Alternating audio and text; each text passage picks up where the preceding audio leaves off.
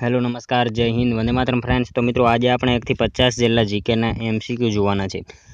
મિત્રો આવનારી એક્ઝામ જે છે કોન્સ્ટેબલની એની જો તમે તૈયારી કરતા હોય તો વિડીયોમાં છેલ્લે સુધી જોતા રહેજો। આવનારી એક્ઝામ જે છે કોન્સ્ટેબલની એમાં તમને આ વિડીયો જે છે મિત્રો ખૂબ ને ખૂબ ઉપયોગી થવાનો છે। તો ચાલો શરૂ કરીએ। પ્રશ્ન નંબર 1, સંદેશમાં રણ તો લીલાછમ કટારના લેખક કોણ હતા? સંદેશમાં રણ તો લીલાછમ કટારના લેખક જે છે નીચેનામાંથી કોણ હતા? તો ગુણવંત શાહ આવશે। ઓપ્શન બી રાઈટ આન્સર બની જશે। ખાસ યાદ રાખજો કે સંદેશમાં રણ તો લીલાછમ કટારના લેખક જે છે કોણ? તો ગુણવંત શાહ હતા। ત્યારબાદનો ક્વેશ્ચન જોઈએ। 1922માં ગાંધીજી દ્વારા થયેલા રાજદ્રોહનો કેસ કોના દ્વારા ચલાવાયો હતો? મિત્રો આનો એક આન્સર જે છે એ તમારે કોમેન્ટમાં જણાવવાનો રહેશે। અને મિત્રો 10 માર્ચ 1922ના દિવસે જે છે જ્યોતિબા ફૂલેના પુત્રી સાવિત્રીબાઈ ફૂલે જે છે એ આ દિવસે જે છે મૃત્યુ પામ્યા હતા, એ પણ આપણને ખ્યાલ હોવો જોઈએ। અને આનો એક આન્સર તમારે કોમેન્ટમાં જણાવવાનો રહેશે। જોઈએ ત્યારબાદનો નેક્સ્ટ ક્વેશ્ચન। શ્રી સહજાનંદ સ્વામીએ દીક્ષા કયા સ્થળે લીધી હતી? શ્રી સહજાનંદ સ્વામીએ જે છે એ દીક્ષા કયા સ્થળે લીધી હતી? તો ક્યાં આવશે? લોજપુર આવશે। ઓપ્શન ડી રાઈટ આન્સર બની જશે। ખાસ યાદ રાખજો કે શ્રી સહજાનંદ સ્વામીએ જે છે દીક્ષા ક્યાં? તો લોજપુર ખાતે લીધેલી હતી। મિત્રો તમે વિડીયોમાં જે છે છેલ્લે સુધી જોતા રહેજો। આપણે છેલ્લે લાસ્ટમાં એક 51મો ક્વેશ્ચન જે છે એ રાખેલો છે જેનો આન્સર તમારે કોમેન્ટમાં જણાવવાનો રહેશે। તો વિડીયોમાં તમે છેલ્લે સુધી જોતા રહેજો। જોઈએ ત્યારબાદનો ક્વેશ્ચન। સ્વામી દયાનંદ સરસ્વતીને કયો વેદ કંઠસ્થ હતો? સ્વામી દયાનંદ સરસ્વતીની જે છે એ કયો વેદ જે છે કંઠસ્થ હતો? તો કયો આવશે રાઈટ આન્સર અહીંયા? યજુર્વેદ આવશે। ઓપ્શન સી રાઈટ આન્સર બની જશે। ખાસ યાદ રાખજો કે સ્વામી દયાનંદ સરસ્વતીને કયો? તો યજુર્વેદ જે છે એ વેદ કંઠસ્થ હતો। મિત્રો વેદ તરફ પાછા વળો એવું પણ એમણે કીધેલું હતું, એ પણ આપણને ખ્યાલ હોવો જોઈએ। ત્યારબાદનો ક્વેશ્ચન જોઈએ। શ્રીમદ રાજચંદ્રએ અષ્ટાવધાનની ક્રિયા કોની પાસેથી શીખી હતી? શ્રીમદ રાજચંદ્રએ જે છે એ અષ્ટાવધાનની ક્રિયા જે છે કોની પાસેથી શીખેલી હતી? તો શું આવશે? શંકરલાલ ભટ્ટ આવશે। ઓપ્શન એ રાઈટ આન્સર બની જશે। ખાસ યાદ રાખજો કે શ્રીમદ રાજચંદ્રએ અષ્ટાવધાનની ક્રિયા કોની પાસેથી? તો શંકરલાલ ભટ્ટ જે છે એમની પાસેથી શીખેલી હતી। મિત્રો શ્રીમદ રાજચંદ્રનું સાચું નામ જે છે એ રાયચંદજી રવજીભાઈ હતું અને ધીમે ધીમે સત્તાવધાન પણ બની ગયા હતા, એ પણ આપણને ખ્યાલ હોવો જોઈએ। મિત્રો તમને વિડીયો ગમતો હોય તો એક લાઇક કરજો। અમે તમારી પાસે માત્ર એક લાઇકની આશા રાખીએ છીએ, તો એક લાઇક તમે જરૂર કરી દેજો। ત્યારબાદનો ક્વેશ્ચન છે, નગરપાલિકામાં વહીવટી અધિકાર કોણ હોય છે? નગરપાલિકામાં વહીવટી અધિકાર જે છે એ નીચેનામાંથી કોણ હોય છે? તો ચીફ ઓફિસર આવશે। ઓપ્શન બી રાઈટ આન્સર બની જશે। અહીંયા ખાસ યાદ રાખજો કે નગરપાલિકામાં વહીવટી અધિકારી કોણ? તો ચીફ ઓફિસર હોય છે। ત્યારબાદનો ક્વેશ્ચન છે, નગરપાલિકાના ઉપપ્રમુખનો કાર્યકાળ કેટલા વર્ષનો હોય છે? નગરપાલિકાના ઉપપ્રમુખનો કાર્યકાળ જે છે એ કેટલા વર્ષનો હોય છે? તો શું આવશે અહીંયા રાઈટ આન્સર? નગરપાલિકાના ઉપપ્રમુખનો કાર્યકાળ જે છે એ શું આવશે? 2.5 વર્ષ આવશે। 2.5 વર્ષનો જે છે એમનો કાર્યકાળ હોય છે, ખાસ યાદ રાખજો। ત્યારબાદનો ક્વેશ્ચન જોઈએ 8મો। નગરપાલિકાની કારોબારી સમિતિમાં કેટલા સભ્યો હોય છે? નગરપાલિકાની કારોબારી સમિતિમાં જે છે કેટલા સભ્યો હોય? તો 6 થી 12 જેટલા સભ્યો હોય એમાં। ઓપ્શન બી રાઈટ આન્સર બની જશે। ખાસ યાદ રાખજો કે નગરપાલિકાની કારોબારી સમિતિમાં કેટલા? તો 6 થી 12 જેટલા સભ્યો એમાં હોય છે। ત્યારબાદનો ક્વેશ્ચન જોઈએ, નગરપાલિકામાં મહિલાઓ માટે કેટલા ટકા અનામત છે? નગરપાલિકામાં જે છે મહિલાઓ માટે કેટલા ટકા અનામત છે? તો 33% અનામત છે। ખાસ યાદ રાખજો નગરપાલિકા મહિલાઓ માટે જે છે કેટલા ટકા? તો 33% જેટલું અનામત છે। નેક્સ્ટ ક્વેશ્ચન જોઈએ ત્યારબાદનો, નગરપાલિકાના વહીવટી વડાને કયા નામે ઓળખવામાં આવે છે? નગરપાલિકાના વહીવટી વડાને જે છે કયા નામથી ઓળખવામાં આવે? તો શું આવશે અહીંયા? મ્યુનિસિપલ કમિશનર આવશે। ઓપ્શન ડી રાઈટ આન્સર બની જશે। ખાસ યાદ રાખજો કે મહાનગરપાલિકાના જે છે એ વહીવટી વડાને કયા નામે? તો મ્યુનિસિપલ કમિશનર નામથી ઓળખવામાં આવે છે। ત્યારબાદનો ક્વેશ્ચન જોઈએ, જનતાની ભાષા દ્વારા જનતાની સેવા થાય તે સાચી લોકશાહી છે, આ વક્તવ્ય કોનું છે? જનતાની ભાષા દ્વારા જનતાની સેવા થાય, આ વક્તવ્ય જે છે એ કોનું છે? તો શું આવશે રાઈટ આન્સર અહીંયા? બાબુભાઈ પટેલ આવશે। ઓપ્શન ડી રાઈટ આન્સર બની જશે। ખાસ યાદ રાખજો કે જનતાની ભાષા દ્વારા જનતાની સેવા થાય તે સાચી લોકશાહી છે, આ વાક્ય જે છે કોનું? તો બાબુભાઈ પટેલનું છે। ત્યારબાદનો ક્વેશ્ચન જોઈએ, બીજા વિશ્વયુદ્ધ પછી ભારતને સ્વતંત્રતા આપવાની બ્રિટિશ સરકારે કરેલી જાહેરાત કઈ જાહેરાત તરીકે ઓળખાય છે? બીજા વિશ્વયુદ્ધ પછી જે છે એ ભારતને સ્વતંત્રતા આપવાની બ્રિટિશ સરકારે કરેલી જાહેરાત જે છે એ કઈ જાહેરાત તરીકે ઓળખાય છે? તો ઓગસ્ટ દરખાસ્ત આવશે. ઓપ્શન બી રાઈટ આન્સર બની જશે. અહીંયા ખાસ યાદ રાખજો કે બીજા વિશ્વયુદ્ધ પછી ભારતને સ્વતંત્રતા આપવાની બ્રિટિશ સરકારે કરેલી જાહેરાત જે છે એ ઓગસ્ટ દરખાસ્ત તરીકે ઓળખાય છે. ત્યારબાદનો ક્વેશ્ચન જોઈએ. બંધારણમાં રાજ્યનીતિના માર્ગદર્શક સિદ્ધાંતોમાં રાજ્યમાં ગ્રામ પંચાયતોની રચના થાય તેવો આદર્શ કોણે આપ્યો હતો? બંધારણમાં જે છે ને રાજ્યનીતિના માર્ગદર્શક સિદ્ધાંતોમાં રાજ્યમાં ગ્રામ પંચાયતોની રચના થાય એવો આદર્શ જે છે કોણે આપ્યો? તો ગાંધીજી આવશે, એમણે આપેલો. તો ખાસ યાદ રાખજો ઓપ્શન બી રાઈટ આન્સર બની જશે. મિત્રો 24 એપ્રિલ એ પંચાયતી રાજ દિવસ આવશે અને પંચાયતી રાજના પ્રણેતા પૂછાય તો બળવંતરાય મહેતા આવશે. એ પણ આપણને ખ્યાલ હોવો જોઈએ. ત્યારબાદનો ક્વેશ્ચન છે. કચ્છ સૌરાષ્ટ્રમાં પકવ્યા વગરની માટીના રમકડાને શું કહેવામાં આવે છે? કચ્છ સૌરાષ્ટ્રમાં જે છે પકવ્યા વગરના જે છે માટીના રમકડાને શું કહેવામાં આવે છે? તો ઘંટી ઘોડા એને કહેવામાં આવશે. ઓપ્શન સી રાઈટ આન્સર બની જશે. ખાસ યાદ રાખજો કે સૌરાષ્ટ્રમાં અને કચ્છમાં જે છે પકવ્યા વગરની માટીના રમકડાને શું? તો ઘંટી ઘોડા કહેવામાં આવે છે. ત્યારબાદનો ક્વેશ્ચન જોઈએ. 15મો. નગરપાલિકાના પ્રમુખ પોતાનું રાજીનામું કોને આપે છે? નગરપાલિકાના પ્રમુખ જે છે પોતાનું રાજીનામું કોને આપે? તો કલેક્ટરને આપશે. ઓપ્શન સી રાઈટ આન્સર બની જશે. ખાસ યાદ રાખજો કે નગરપાલિકાના પ્રમુખ જે છે પોતાનું રાજીનામું કોને? તો કલેક્ટરને આપતા હોય છે. નેક્સ્ટ ક્વેશ્ચન જોઈએ. ત્યારબાદનો. ભારતની સંચિત નિધિમાં શેનો સમાવેશ થતો નથી? ભારતની સંચિત નિધિમાં જે છે શેનો સમાવેશ થતો નથી? તો શું આવશે? પ્રોવિડન્ટ ફંડની જમા રકમ જે છે એનો સમાવેશ થશે નહીં ભારતની સંચિત નિધિમાં. ખાસ યાદ રાખજો. ત્યારબાદનો ક્વેશ્ચન જોઈએ. અખિલ ભારતીય સેવાઓનો ઉલ્લેખ બંધારણના કયા અનુચ્છેદમાં કરવામાં આવ્યો છે? અખિલ ભારતીય સેવાઓનો ઉલ્લેખ જે છે બંધારણના કયા અનુચ્છેદમાં કરવામાં આવેલો છે? તો શું આવશે રાઈટ આન્સર? અહીંયા અનુચ્છેદ 312 આવશે. ઓપ્શન બી રાઈટ આન્સર બની જશે. ખાસ યાદ રાખજો કે અખિલ ભારતીય સેવાઓનો ઉલ્લેખ જે છે બંધારણના કયા અનુચ્છેદમાં? તો અનુચ્છેદ 312 કરવામાં આવેલો છે. ત્યારબાદનો ક્વેશ્ચન જોઈએ. રાજ્ય લોક સેવા આયોગના અધ્યક્ષ તેમજ સભ્યોની નિમણૂક કોના દ્વારા કરવામાં આવે છે? રાજ્ય લોક સેવા આયોગના અધ્યક્ષ તેમજ સભ્યોની નિમણૂક જે છે કોના દ્વારા કરવામાં આવે છે? તો કોના દ્વારા આવશે? અહીંયા રાઈટ આન્સર રાષ્ટ્રપતિ દ્વારા કરવામાં આવે છે. ઓપ્શન સી રાઈટ આન્સર બની જશે. ખાસ યાદ રાખજો કે રાજ્ય લોક સેવા આયોગના અધ્યક્ષ તેમજ સભ્યોની નિમણૂક કોના દ્વારા? તો રાષ્ટ્રપતિ દ્વારા જે છે એ કરવામાં આવે છે. ત્યારબાદનો ક્વેશ્ચન જોઈએ. ત્રીજી પંચવર્ષીય યોજનામાં સૌથી વધુ મહત્વ કયા ક્ષેત્રને આપવામાં આવ્યું હતું? ત્રીજી પંચવર્ષીય યોજનામાં જે છે સૌથી વધુ મહત્વ કયા ક્ષેત્રને આપવામાં આવ્યું? તો ઉર્જા ક્ષેત્રને જે છે ખાસ યાદ રાખજો કે ત્રીજી પંચવર્ષીય યોજનામાં સૌથી વધારે મહત્વ કયા ક્ષેત્રને? તો ઉર્જા ક્ષેત્ર જે છે એને મહત્વ આપવામાં આવેલું હતું. ત્યારબાદનો ક્વેશ્ચન જોઈએ. પ્લાન હોલિડે કયા વર્ષો કયા છે? પ્લાન હોલિડેઝના વર્ષો જે છે કયા છે?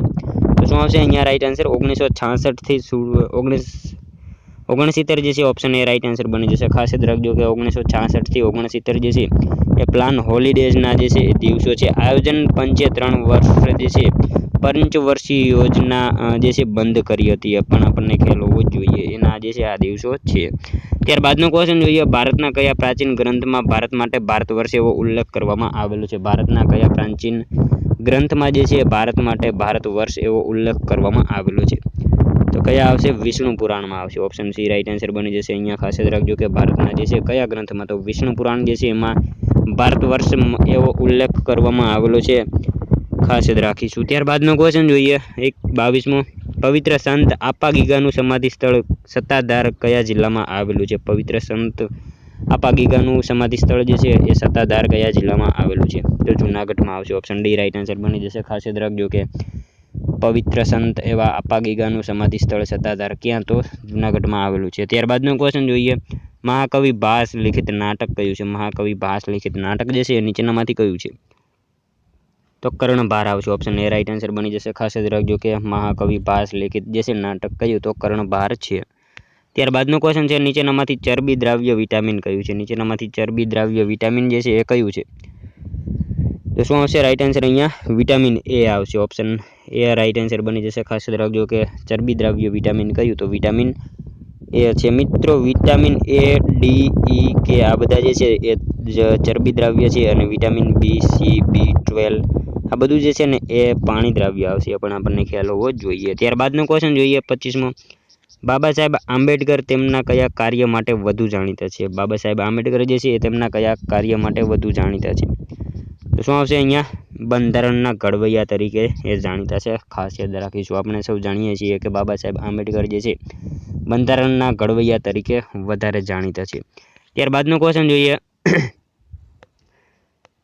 ભારતીય સ્ટેટ બેંકની રચના કઈ સમિતિની ભલામણ હેઠળ કરવામાં આવી હતી? ભારતીય સ્ટેટ બેંકની રચના જે છે એ કઈ સમિતિની ભલામણ હેઠળ કરવામાં આવી હતી? તો શું આવશે અહીંયા? એડી ગોરવાલા સમિતિ આવશે। ઓપ્શન ડી રાઈટ આન્સર બની જશે। ખાસ યાદ રાખજો કે ભારતીય સ્ટેટ બેંકની રચના જે છે એ કઈ સમિતિ? તો એડી ગોરવાલા સમિતિ જે છે એ સમિતિની ભલામણ હેઠળ કરવામાં આવેલી હતી। એસબીઆઈનું જૂનું નામ થશે ઇમ્પિરિયલ બેંક ઓફ ઇન્ડિયા અને મિત્રો એસબીઆઈની સ્થાપના જે છે 1955માં થઈ હતી અને એનું હેડક્વાર્ટર જે છે ક્યાં? તો મુંબઈમાં આવેલું છે, એ પણ આપણને ખ્યાલ હોવો જ જોઈએ। ત્યારબાદનો ક્વેશ્ચન જોઈએ, રસાયણનો રાજા કોને કહે છે? રસાયણનો રાજા તરીકે કોને ઓળખવામાં આવે છે? તો શું આવશે અહીંયા રાઈટ આન્સર? સલ્ફ્યુરિક એસિડ આવશે। ઓપ્શન એ રાઈટ આન્સર બની જશે। ખાસ યાદ રાખજો કે રસાયણનો રાજા જે છે એ કયું? તો સલ્ફ્યુરિક એસિડ આવશે। કિંગ ઓફ કેમિકલ રાસાયણિક સૂત્ર એનું થશે H2SO4, એ પણ આપણને ખ્યાલ હોવો જ જોઈએ। ત્યારબાદનો ક્વેશ્ચન જોઈએ 28મો, ખોરાકમાં લોહ તત્વ આયર્નની ઉણપથી કયો રોગ થાય છે? ખોરાકમાં લોહ તત્વ આયર્નની ઉણપથી જે છે કયો રોગ થાય છે? તો એનિમિયા આવશે। ઓપ્શન સી રાઈટ આન્સર બની જશે। ખાસ યાદ રાખજો કે ખોરાકમાં લોહ તત્વ આયર્નની ઉણપથી કયો? તો એનિમિયા જે છે એ રોગ થાય છે। અને મિત્રો વિટામિન બી થી જે છે એ આ બેરી જે છે રોગ થાય છે અને આવા આયોડિનની કમીથી ગોઈટર રોગ જે છે એ થતો હોય છે, એ પણ આપણને ખ્યાલ હોવો જ જોઈએ। ત્યારબાદનો ક્વેશ્ચન જોઈએ, કલકત્તામાં એશિયાટિક સોસાયટીની સ્થાપના સમયે બંગાળના ગવર્નર જનરલ કોણ હતા? કલકત્તામાં એશિયાટિક સોસાયટીની સ્થાપના સમયે બંગાળના ગવર્નર જનરલ જે છે એ કોણ હતા? તો વોરન હેસ્ટિંગ આવશે। ઓપ્શન સી રાઈટ આન્સર બની જશે। ખાસ યાદ રાખજો કે કલકત્તામાં એશિયાટિક સોસાયટીની સ્થાપના સમયે બંગાળના ગવર્નર કોણ? તો વોરન હેસ્ટિંગ હતા। 1784ની આજુબાજુ એશિયાટિક સોસાયટીની સ્થાપના થઈ હતી, એ પણ આપણને ખ્યાલ હોવો જ જોઈએ 1784ની આસપાસની સાલમાં। ત્યારબાદનો ક્વેશ્ચન જોઈએ, વિકલ્પમાંથી છંદનો પ્રકાર જણાવો। વિકલ્પમાંથી છંદનો પ્રકાર જે છે એ કયો છે? તો હરિણી આવશે। હરિણી ઓપ્શન એ રાઈટ આન્સર બની જશે। એ છંદનો એક પ્રકાર છે। ત્યારબાદનો ક્વેશ્ચન છે, મૌર્યવંશી રાજા ચંદ્રગુપ્ત નારીની નગરમાં સુબાનું નામ શું હતું? મૌર્યવંશી રાજા ચંદ્રગુપ્ત જે છે ચંદ્રગુપ્તના ગિરિનગર આવશે અહીંયા। ગિરિનગર જે છે ગિરિનગરના સુબાનું નામ જે છે શું હતું? તો પુષ્યગુપ્ત આવશે। પુષ્પગુપ્ત વૈશ્ય જે છે ઓપ્શન ડી રાઈટ આન્સર બની જશે। ખાસ યાદ રાખીશું। ત્યારબાદનો ક્વેશ્ચન જોઈએ, સલ્તનત કાળ દરમિયાન સૌપ્રથમ કયા વંશની સ્થાપના થઈ હતી? સલ્તનત કાળ દરમિયાન જે છે સૌપ્રથમ કયા વંશની સ્થાપના થઈ હતી? તો ગુલામ વંશ આવશે। ઓપ્શન સી રાઈટ આન્સર બની જશે। ખાસ યાદ રાખજો કે સલ્તનત કાળ દરમિયાન જે છે સૌપ્રથમ કયા વંશની? તો ગુલામ વંશની જે છે સ્થાપના થયેલી હતી। નેક્સ્ટ ક્વેશ્ચન જોઈએ ત્યારબાદનો, જુલ્લુ ચિત્રો ગુજરાતના કયા પ્રદેશમાં જોવા મળે છે? જુલ્લુ ચિત્રો જે છે ગુજરાતના કયા વિસ્તારમાં જોવા મળે છે? તો શું આવશે? હાલાર પંથકમાં આવશે। ઓપ્શન એ રાઈટ આન્સર બની જશે। ખાસ યાદ રાખજો કે જુલ્લુ ચિત્રો જે છે ગુજરાતના કયા પ્રદેશમાં? તો હાલાર પંથક જે છે એમાં એ જોવા મળે છે। જામનગર પોરબંદરની આસપાસનો જે વિસ્તાર છે એ હાલાર પંથક તરીકે ઓળખાય છે। કાલે પણ આપણે જે છે આની ચર્ચા કરી હતી। ત્યારબાદનો ક્વેશ્ચન જોઈએ, કોને ભારતીય બજેટ પદ્ધતિના પિતા કહેવામાં આવે છે? કોને ભારતીય બજેટ પદ્ધતિના પિતા તરીકે ઓળખવામાં આવે છે? તો કોણ આવશે? James Wilson. Option B right answer બની જશે। ભારતીય બજેટ પદ્ધતિના પિતા કોણ? તો જેમ્સ વિલ્સન જે છે એમને કહેવામાં આવે છે। 1860માં પહેલી વાર બજેટ રજૂ કર્યું હતું એમણે, ખાસ યાદ રાખીશું। ત્યારબાદનો ક્વેશ્ચન જોઈએ, ચૂંટણી મત વિસ્તારના સીમાંકનનું કાર્ય કોનું છે? ચૂંટણી મત વિસ્તારના સીમાંકનનું કાર્ય જે છે એ કોનું છે? તો શું આવશે? પરિસીમન આયોગ આવશે। ઓપ્શન એ રાઈટ આન્સર બની જશે। ખાસ યાદ રાખજો કે ચૂંટણી મત વિસ્તારના સીમાંકનનું કાર્ય જે છે એ કોનું? તો પરિસીમન આયોગ જે છે એમનું છે। ત્યારબાદનો ક્વેશ્ચન છે, શ્રીમદ રાજચંદ્રનું મૂળ નામ શું હતું? શ્રીમદ રાજચંદ્રનું મૂળ નામ જે છે એ શું હતું? તો રાયચંદ આવશે। ઓપ્શન બી રાઈટ આન્સર બની જશે। ખાસ યાદ રાખજો કે શ્રીમદ રાજચંદ્રનું મૂળ નામ શું? તો રાયચંદ હતું। નેક્સ્ટ ક્વેશ્ચન જોઈએ ત્યારબાદનો 37મો, વિક્રમ સંવતનો પ્રારંભ ક્યારે થયો હતો? વિક્રમ સંવતનો પ્રારંભ જે છે એ ક્યારે થયેલો હતો? તો શું આવશે અહીંયા? ઈસવીસન પૂર્વે 56 જે છે એમાં થયેલો હતો। ખાસ યાદ રાખજો કે વિક્રમ સંવતનો પ્રારંભ ક્યારે? તો ઈસવીસન પૂર્વે 56માં થયો હતો। ત્યારબાદનો ક્વેશ્ચન જોઈએ, ગુજરાતના કયા જિલ્લામાં કેસર કેરીનું ઉત્પાદન વધારે થાય છે? ગુજરાતના કયા જિલ્લામાં જે છે એ કેસર કેરીનું ઉત્પાદન વધારે થાય છે? તો કયા જિલ્લામાં આવશે રાઈટ આન્સર અહીંયા? જુનાગઢ જિલ્લામાં આવશે. ઓપ્શન ડી રાઈટ આન્સર બની જશે. ખાસ યાદ રાખજો કે ગુજરાતના જે છે કયા તો જુનાગઢ જિલ્લામાં કેસર કેરીનું ઉત્પાદન જે છે એ સૌથી વધારે થાય છે. ત્યારબાદનું ક્વેશ્ચન જોઈએ, જીરું અને ઈસબગુલનું સૌથી મોટું બજાર ક્યાં આવેલું છે? તો મિત્રો ઊંઝા આવશે. સાવ ઇઝી ક્વેશ્ચન છે. જીરું અને ઈસબગુલનું સૌથી મોટું બજાર ક્યાં તો ઊંઝા આવેલું છે.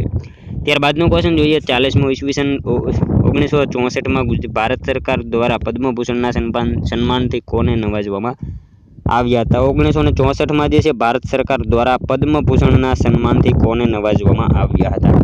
તો કોને આવશે? ડૉક્ટર કુરિયન આવશે. એમને જે છે એ નવાજવામાં આવ્યા હતા. ખાસ યાદ રાખજો. ઓપ્શન સી રાઈટ આન્સર બની જશે. ત્યારબાદનો ક્વેશ્ચન જોઈએ, ગુજરાતમાં લિગ્નાઇટ ક્યાંથી પ્રાપ્ત થાય છે? ગુજરાતમાં લિગ્નાઇટ જે છે ક્યાંથી પ્રાપ્ત થાય છે?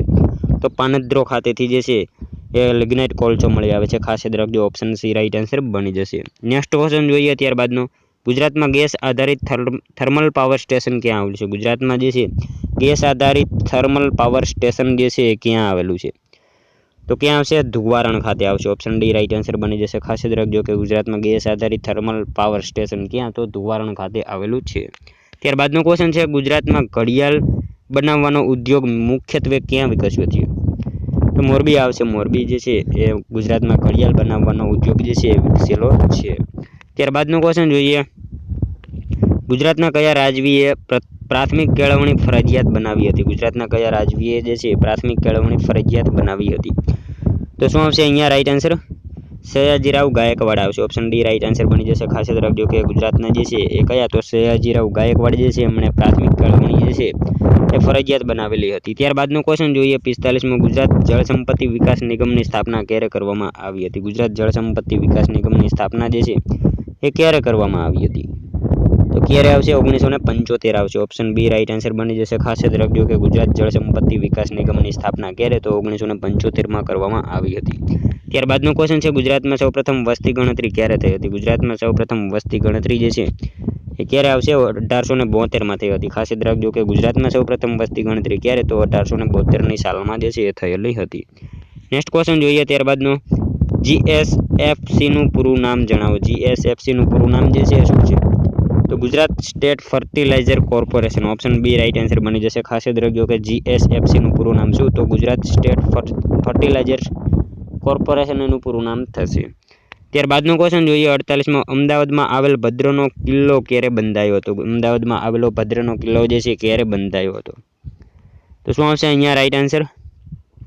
1411માં આવશે. ઓપ્શન ડી રાઈટ આન્સર બની જશે. ખાસ યાદ રાખીશું. નેક્સ્ટ ક્વેશ્ચન જોઈએ ત્યારબાદનો, વનરાજ ચાવડાએ કયા વંશની સ્થાપના કરી હતી? વનરાજ ચાવડાએ જે છે એ કયા વંશની સ્થાપના કરી હતી?